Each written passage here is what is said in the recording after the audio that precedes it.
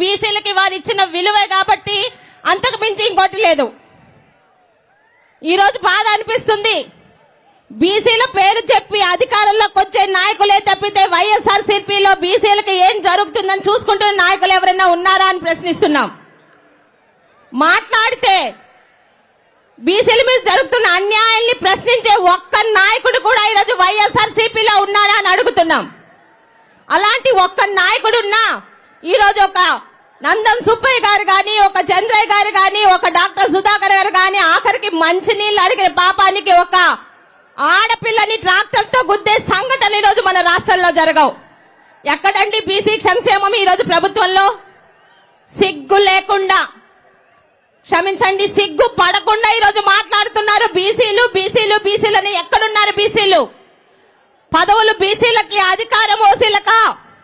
ఈరోజు రెడ్డి అని తోక తగిలించుకున్న 6 రెడ్లకు తప్పితే వైఎస్ఆర్పీ పార్టీ అధికారంలో కానీ ఎంతమంది బీసీలకు ఈరోజు అధికారం చలాయిస్తున్నారో చెప్పమని చెప్పండి. పేరుకి బీసీ పదవులు, 2 గన్మ్యాన్లు, ఒక బంగ్లా, ఎక్కడికి వెళ్ళినా జీతాలు. అంతకు మించి ఏ శాఖకి ఏ బీసీ మంత్రి ఉన్నాడని చెప్పడానికి ఒక్కరు ముందుకు రారు. రావాలంటే తిట్టడానికో తిట్టించుకోవడానికో బీసీ మంత్రులు తప్పితే దేనికి బీసీ మంత్రులు ఈరోజు వైఎస్ఆర్పీ పార్టీ ఉపయోగిస్తుందో చెప్పమనండి. ఈరోజు తెలుగుదేశం పార్టీ రావడం ఈరోజు ఆంధ్ర రాష్ట్ర ప్రజానికి ఆవశ్యకమే కాదు, బీసీలకు కూడా. ప్రతి ఒక్కరూ ఒక నందం సుబ్బయ్య గారి లాగా చనిపోకుండా ఉండాలన్నా, పట్టపగలు రోడ్డు మీద చంద్రయ్య గారి పీక కోసి చంపేయకుండా ఉండాలన్నా, అక్కని ఇబ్బంది పెడుతున్న పాపానికి ఎందుకు ఇబ్బంది పెడుతున్నారంటే ఒక సోదరుడు అమర్నాథ్ గౌడ్ ని తగలేసే రాకుండా కార్యక్రమాలు జరగకుండా ఉండాలన్నా, ఈరోజు మన రాష్ట్రం సంక్షేమంగా ఉండాలన్నా తెలుగుదేశం పార్టీ ఆవశ్యకత ఎంత ఉంది.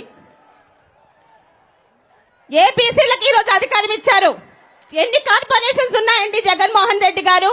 పేరుకి కార్పొరేషన్లు, కార్పొరేషన్ చైర్మన్ కు ఒక జీతం, అందులో ఉన్న మెంబర్లకు జీతం.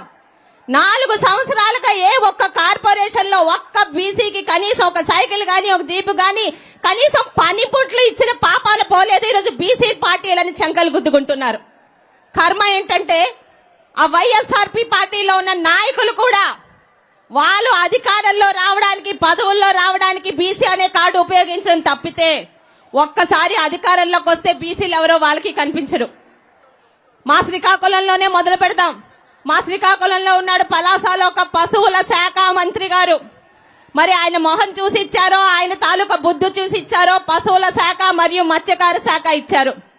అప్పుడెప్పుడో పేపర్లో చదువుకున్నాం, చదువుకునేటప్పుడు బీహార్ లో ఎప్పుడో లాలూ ప్రసాద్ యాదవ్ గారు 600 కోట్ల గడ్డి స్కామ్ చేశారని. మరి ఏకంగా పశువులు కొనకుండా 2000 రూపాయల స్కామ్ చేసి ఆయన ఆస్తులు పెంచుకుంటున్నాడు.